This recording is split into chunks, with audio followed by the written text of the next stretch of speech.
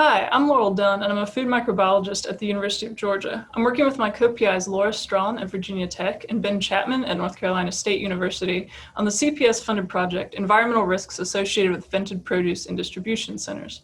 So while a lot of research has been done examining the risk of environmental pathogens within other parts of the fresh produce chain, the hazards present in grocery distribution centers have been largely overlooked.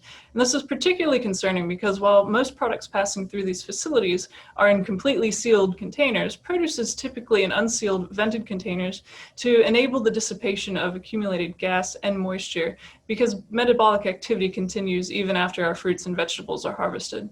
So we're using a two-pronged approach that includes environmental sampling for Listeria species from high-risk areas or equipment in produce handling or storage areas within these distribution centers.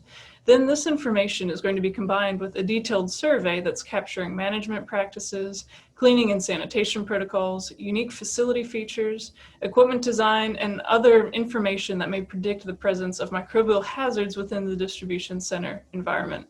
We'll then use these findings to help facilities manage their hazards if we do in fact find them within these facilities in order to reduce the likelihood of contamination to fresh produce within distribution centers.